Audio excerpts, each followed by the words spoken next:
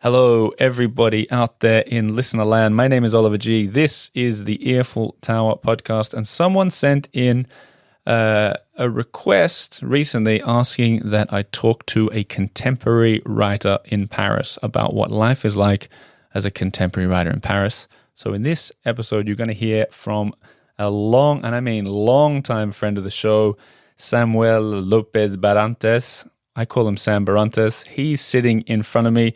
Sam, how you doing? I'm doing well, Oliver. It's good to be here in this beautiful studio. It's different from you guys were the first ever guest We were on the show. drinking coffee out of like one of those mini Dixie cups at the top of a building near a train The first station, studio. Yeah. And then you came to the second studio? Second studio up near Lafayette or something.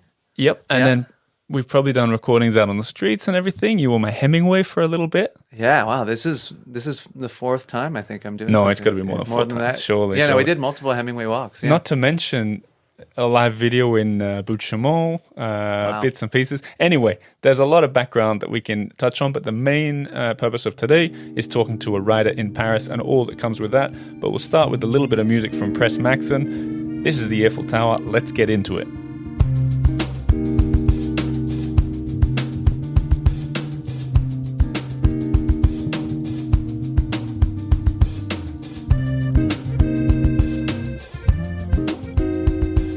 Okay, Sam, I said we'd talk about you and your writing, but I have to start with a review because that's the rules at the moment. A review of the Earful Tower to encourage people to leave a review, and this one's from Ralans84. Ralans84, and it's just a quick one. Been listening since the beginning, so they've heard you. Wow, the first Earful Tower with Oliver G. That's the one. And then they say, boy, has it come a long way listening from Hawaii while dreaming of Paris. There you go. Love it. I You're dream of American. Paris even when I'm in Paris. You're I get American, it. though, Yeah. right? Although you're American, Spanish, French. Yeah, I've got an odd background. I'm Spanish dad, American mom, born in the south of France. So I'm still I could technically claim some type of French statehood. Yeah. You know? Whereabouts in the south of France were you born? In a town called Ganges, which is really up in the hills. What's it called? Ganges? Ganges, like the Ganges. It's yeah. spelled the same? Yeah. You take a train to Nîmes, and then you take a bus or a drive up into the hills of the Hérault-Cevennes area. It's really rustic. And, Wow. Yeah. When you meet people and you're speaking to them in French and they say where you're from and you say there. Yeah, they're kind of surprised. I always say le 34, the 34th region, because, we're in the 75, right? Yeah. And Hang people on, we just immediately- rewind. People won't understand that. There's every département. Voila, every department has its own number. Yeah. So I say the 34th department, and then people often say, where is People that? never know Yeah. that, right? It depends on the French person, but they're proud, the French, so they tend to at least have a general idea, at least the region, You know, French kids play a game when they're driving on road trips because the number plates, the registration plates, all have the number Yeah, of where of the car's course. from, and they go, oh, there's 34, and some of them can go, what's it called?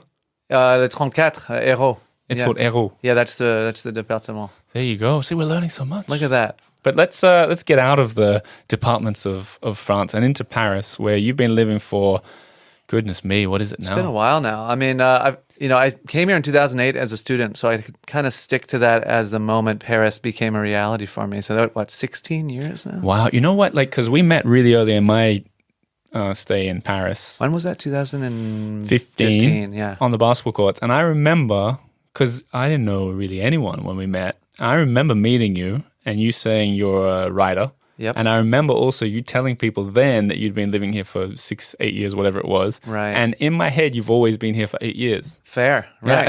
Yeah, Yeah, right. I mean, you've experienced this because Paris has different chapters, I mean, I had my student chapter, then my young professional, my teaching chapter, my first novel chapter.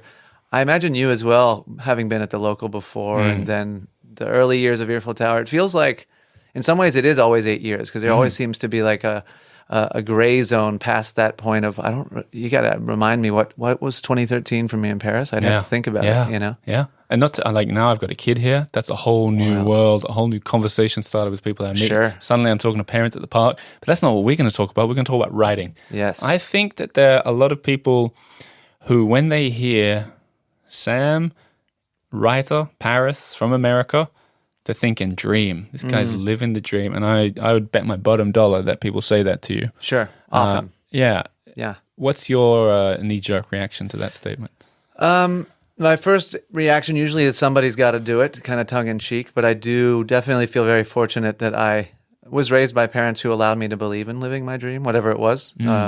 They both left their home country for artistic pursuits in the theater, so I kind of knew I could do what I wanted, which was very fortunate in that sense. But the living the dream, it's a nice idea, but the reality isn't always as pretty, and this is part of what the chapters aspect of Paris is. You have to redefine yourself as a writer, as a person, as a dad, as a husband. There's these motions we go through where the dream lasts for a certain amount of time and then that dream might shift. Paris is still, it's my home, so wherever you live, if you feel at home, I think in that sense you are living your own kind of dream.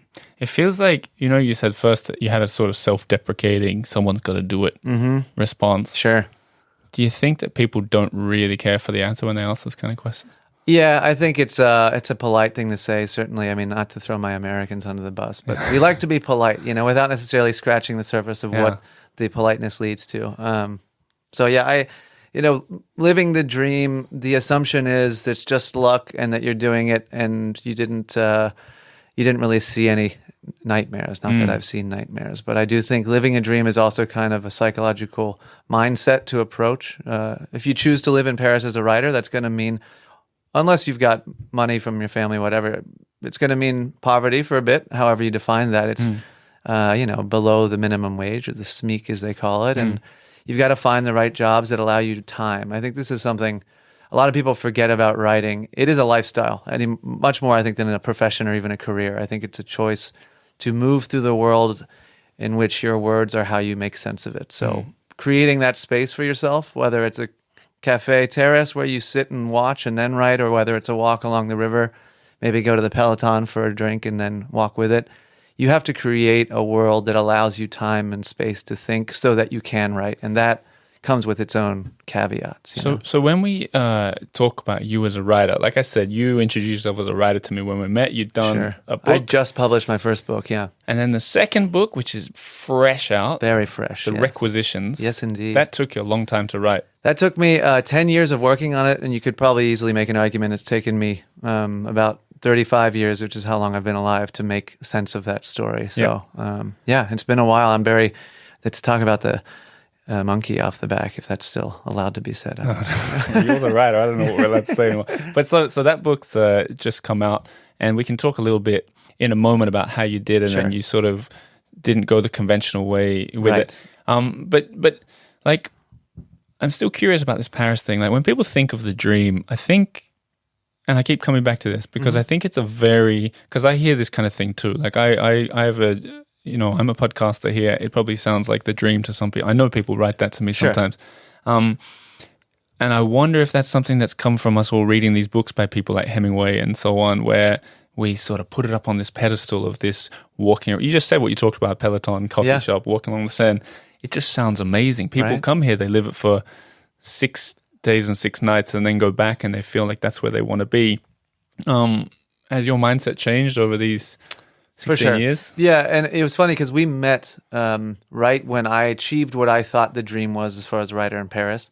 Insofar as I was 25 years old, I just published, or maybe a little older, 27, whatever it was, just published my first novel. I thought that was the dream. And then I realized if I finish a book tour in the States, I come back to Paris, I got to find a new job. I ended up being a receptionist in a financial office, which paid the bills, allowed me to write. But that wasn't, that doesn't figure into your brain when you think, I'm going to do a reading in New York and at Shakespeare and Company. That must mean that I've made it, right? In your naive sense, you've made it. But then you realize the dream is, you have to actively work at it really every day. There's a great book called The War of Art, which I love. I think we've talked about it before. It was Stephen Pressfield.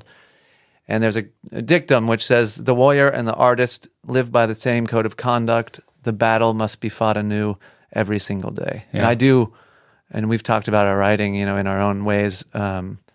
It's every morning, there's a lot of distractions to get you away from the page and do what you actually know you kind of hear you're meant to do. And what is it like, I can relate to that. I think, what is it like, I've sort of put your credentials down. You've got 2 books out. You write every day. You read. You're a voracious reader. Sure, I am. Yeah. What is like? You said also you mentioned poverty. Yep. Being a receptionist. You've had a few different hats. what is it? How do you pay the bills as a writer? Yeah, and I mean, As a writer in Paris, a foreigner. Yeah, on the it's 34th. I always think of it as a mosaic lifestyle, and I mean qualify. Poverty, it's a relative term, of course. I'm not. I've never like struggled in the same way people do in third world countries by any means. So, Sure. But you do have to. One of the best things I think about not having a lot of money is that it forces you to really think about what you're going to do with your time. Because if you're looking for work and you can't find it, that what you really have is an empty room where you can maybe afford some rice and some vegetables, but otherwise you got to fill that time with something, and that forces you to be kind of more acutely aware of why you've chosen to live in a way that has put you in this position. And writing, like any artistic pursuit, most of the time you're not going to be financially rewarded for it. So it's keeping that very much at the forefront of your thinking, which means finding odd jobs and multiple jobs. I mean, to your point about reading, I've created a lifestyle for myself that really forces me to read as a matter of professional necessity.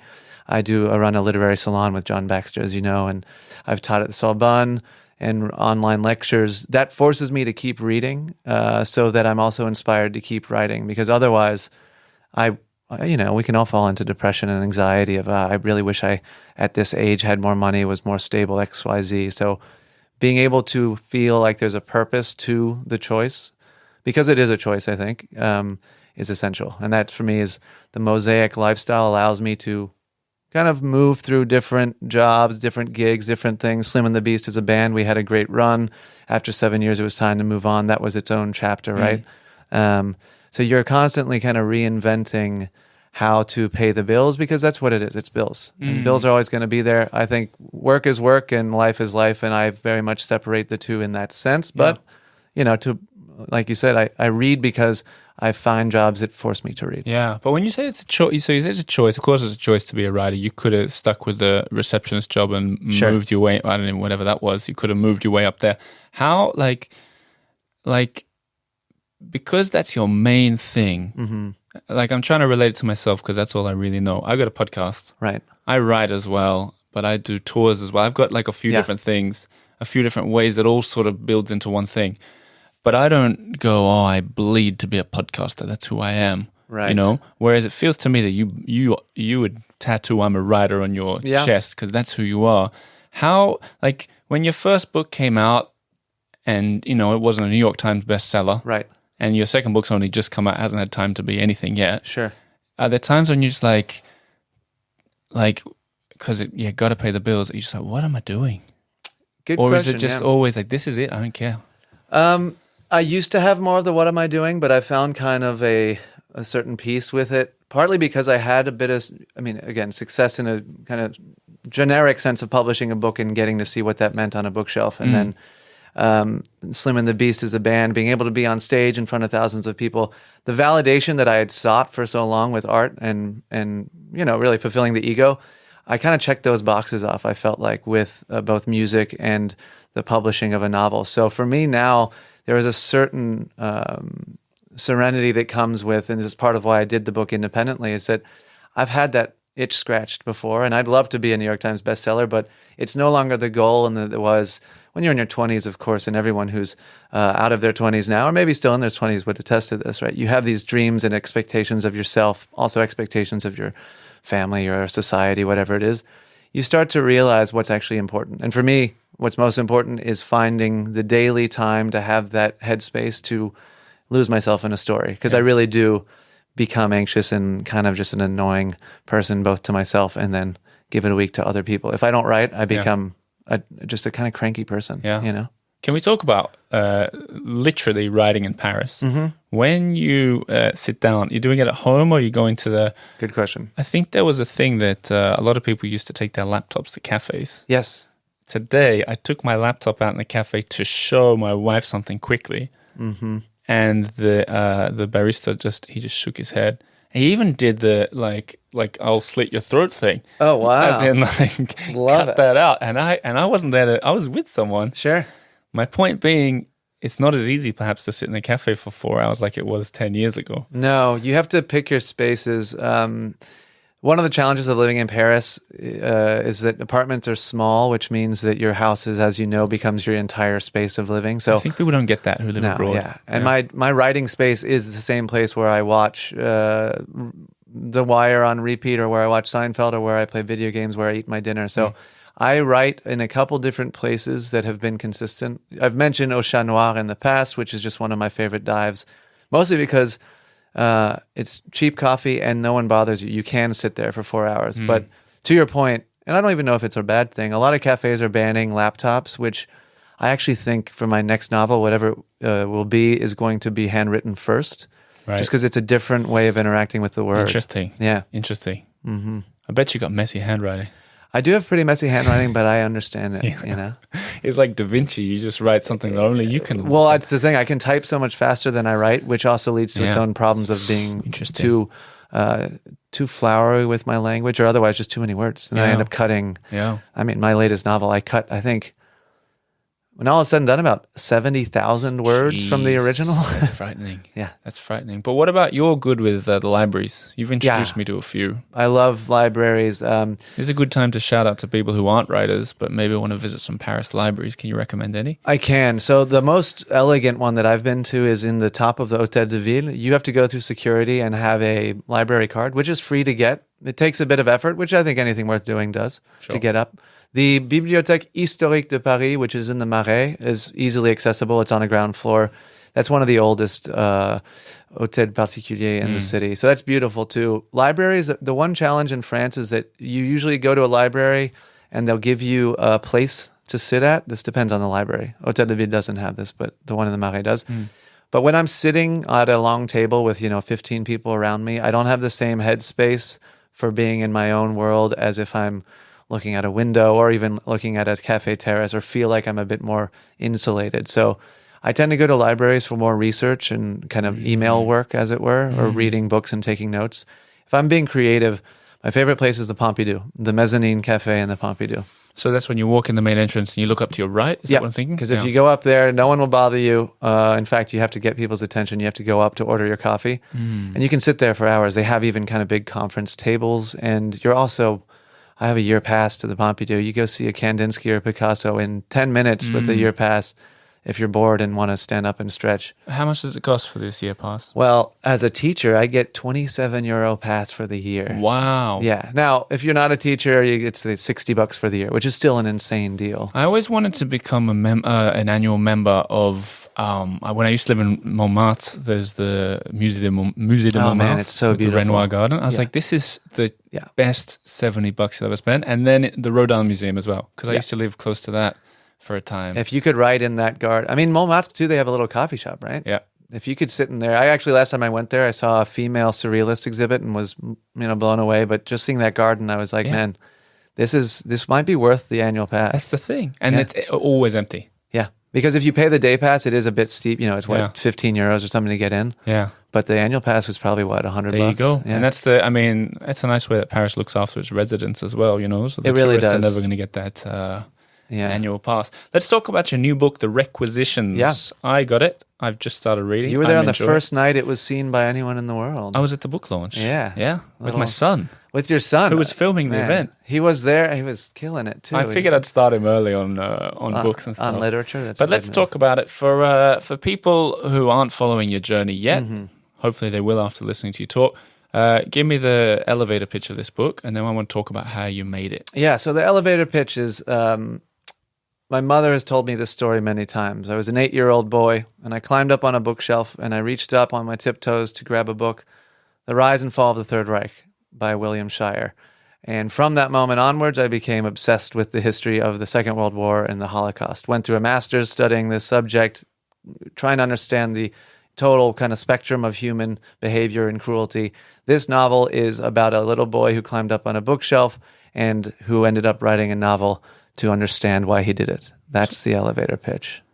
So a little Inception-y vibe here going on. It is. It's the term, and if you're into the hoity-toity academia, it's metafiction. So there's a part that takes place in occupied Poland in a city called Łódź, which is spelled not like you think. It is L-O-D-Z with a lot of accents. It's got the cross through the L. Exactly. So each section, there's 9 sections, starts out with someone very much like me speaking about the challenge of writing about history in the past. And then I jump into the fiction, which is about Victor and Elsa. And you will find out who Victor and Elsa are if you read the first paragraph, really. So not necessarily the typical book about Paris that I talk to people Not on, at all. the Earful Tower. Does it have any Paris French bits in it? Victor, of course, to your friend in Hawaii, dreams of Paris. There He you has go. a memory of it. He never, well, it's an idea in his mind, but it is not a central theme, no. Okay, so this book has been you've been working on it for 10 years. You finally finish it, and this may be, if we bring it back to Paris a little bit, you're living here as a writer in Paris,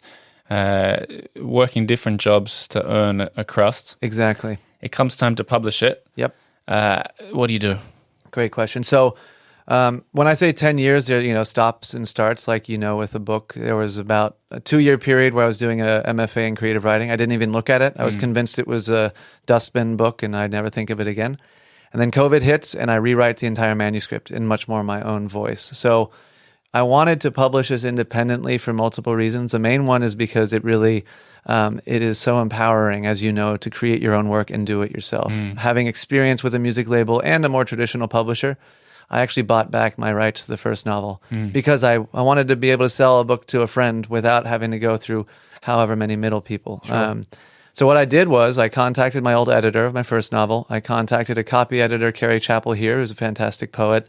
I have a friend who works at Penguin in cover designs for books. And I went to a printer in France who's been around since the 60s. It turns out, as you know, if you know everyone who deals in that kind of process, from graphic design to editing to printing, you are a publisher. You know everyone you need to know to publish. And I have decided I will do a 300-copy print run, limited edition. You're holding one of them.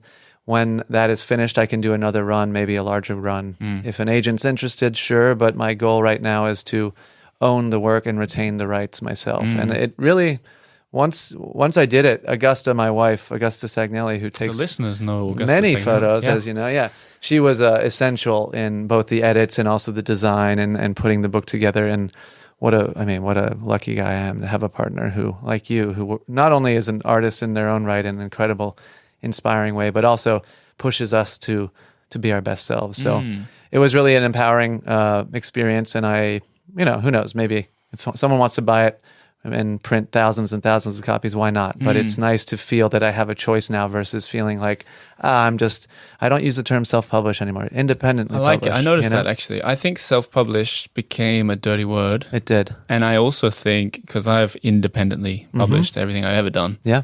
Everything. Yeah. Podcast even. Just do it your own way. Exactly. And even in French, auto-publier, they don't like it when you say it. No. If you try and take a book into a bookshop, Yeah. they go, who's the éditeur? Right. Auto-publier. They go, ugh. Well, and that's what's insane about the industry. Like anything, it's perceived value. Yep. So Augusta and I created our own imprint, which exists in one insert of a cover in a book in the world, Kingdom Anywhere Publishing. I will bring it to a bookshop. I'm sure the bookstore owner will say, qui est l'éditeur? I will say Kingdom Anywhere, and they will say, oh, okay, that's very nice. As soon as it's there, people don't question it, It's which is interesting, isn't it? It's interesting about this perceived value thing. It's It's the world. And more power to it, because people like you and me get to then have a level of control and also opportunity that wouldn't really exist before. Yeah, but it's the same with choosing what to read or what to watch or where to eat. Like, for sure. The way that we make our decisions. Like, not every restaurant or cafe or author or whatever has the... Like, even now, sitting down here talking for half an hour about what you do and what you've written, it's like...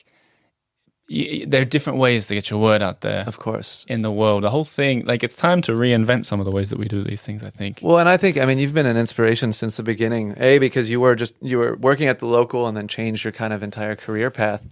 I think the key, and that coined term years ago was 1,000 true fans. I don't even know if you need 1,000 people. I don't know if I want 1,000 people that I know personally that are my fan. I think that's nice for the ego, but that sounds like a lot of people to stay in touch with. I think community, especially in this era, we're realizing how much more valuable it is to have kind of smaller scale successes because, large scale success comes with its own caveats. And then you are thinking, I experience this in music. You're thinking about what's popular and how many streams can you get, and should we write a song that's more popular because that would make us more money?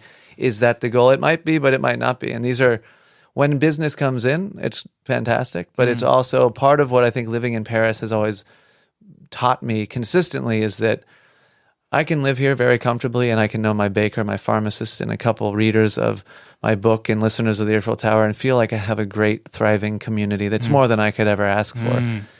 I would love to have millions of followers, maybe, but it's because that's not the goal. I don't know if I don't think of it as a necessity anymore in the way I used to. Interesting. I can say like there are a lot of people that listen to this podcast now, and when it was smaller, it was more like that. There's a core community, and it's much more fun with the core community. And a really good example is that I once did a live video where I was walking through Paris, and usually a live video maybe has, let's say, 100 people watching, and somehow it just went real-time viral, and there were 500 people watching.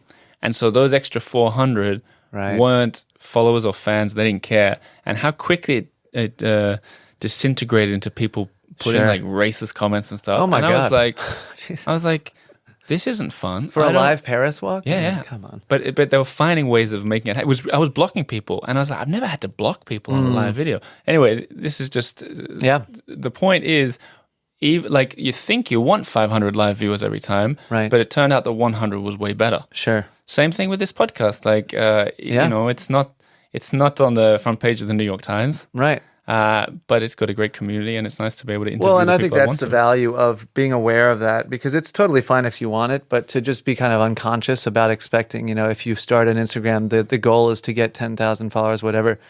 It's different for everyone, and I think that's. I like to think that we're getting out of an era where the popularity and the perceived value, which is really just based on followers, is this term follower just as a writer bothers me, because followers imply leadership, and I am very curious where any of us are leading anyone, and if we want to be, and if that's something we think about. Now it's just become a term, but I do think... It's also new too, that's the thing. It's so new. Like 10 years ago, no one was thinking about it, and now it's a thing. People have this you know, they're dropping how many followers they got to do things, or to encourage people, or to convince people to do whatever. I think we haven't figured it out. It's an odd world to navigate, but you're one of the sailors, Oliver. I mean, you've been doing this from grassroots since 2015. You were there from the beginning, Sam. I know, man. How's John Baxter? He's doing very well. He's, John Baxter. He's just such a prolific author and inspiration. He's just published one book. He's publishing the next one in 2 months. He's got another one he's just finished. It's going to the pre-printing. He is. Do you remember how many he's done? 48 from my last count. Yeah. So now probably around 50. But he, interesting life story. His father was a baker. He woke up every morning at 4 a.m. as a kid. And to this day, John Baxter's waking up early. That's the thing I think that's really hard when you're working multiple jobs. And this is part of why we do what we do, is to try and get some publicity so we can have more time to focus on the work. This is why being able to write online or doing a podcast, whatever it is, allows you at least to create that routine, which is still something that I struggle with at 36 years old almost, is finding that daily routine when I have, multiple gigs or jobs to think about. But John Baxter, he is an inspiration for the discipline, and also just, he is more lively to me than a lot of 35-year-olds I know. He mixes it with the youngsters. Yeah, and I just find that he's got a joy for life that is infectious. Do you remember we went to his to an event that was hosted by his wife years ago, like 8 years ago or something, and it was just me, you, and him talking, and he goes, "Everyone here is so boring." Oh yeah, do you remember? I do. And I was like, "Wow, this guy's," because for those who don't know John Baxter, he's in his 80s now, I think. Yeah. And that was just cool. It was different. But anyway, enough about John Baxter. Time's running out here. There are people listening to our voices right now. Sure. If you want to direct them somewhere, would it be your Substack? It would be my Substack. And my Substack, it's ifnotparis.substack.com. And that's about it. You can find me, of course, through Oliver's work. And I always encourage people, shoot me an email too if you heard this, you like it. slopezba@gmail.com. I've got a website, all the rest of it. You can find my book exclusively on my website that you'll link. But you find me if you need to find me. I got a question that risks being too deep for the very last question. Love it. if there's someone out there listening who goes, man, I like this guy. I like what he's doing. I wish I had the guts to do it or whatever. Or I just like hearing a young guy doing it. But I don't want to read a World War II book. Right. Would you feel that you'd like them to buy it to support you? Or would you rather they didn't buy it if they're not going to read it? I would, sure. I mean, I'd like them to buy it to support me, but I would also say that it is less of a World War II book than you think. No, but that's avoiding the question. Do you know what I mean? Like, if there's someone who's like, oh, who doesn't read books? Fair. You know what I mean? They're like, I'm never going to read it. Of course, yeah. I mean, I would love any bookshelf where my book is on. For me, when I think of actually selling a book, my first image is that it's on a bookshelf somewhere in Ohio, and that's awesome. I have plenty of books that are written by people far more talented than I, and I haven't read them yet. Yeah. So the expectation of even someone buying a book is already suspect. To read it again, I mean, what a joy when a friend sends me a message saying, I read this book. I mean, it's... There you go. There you go, friends out there around the world. We'll leave it on that note. I'm going to put all the links in the show notes below. You know how to make an author in Paris happy. Sam, thank you for being on the show today, and good luck. Thank you, with the Oliver. book. Always a treat. And for anyone new to this show, this is the Earful Tower podcast. It's been coming out every week for over 400 episodes. If you like what you hear, become a member, patreon.com/the Earful Tower. There'll be show notes for that as well down below. Thanks for listening. Have a great week wherever you are, and merci beaucoup.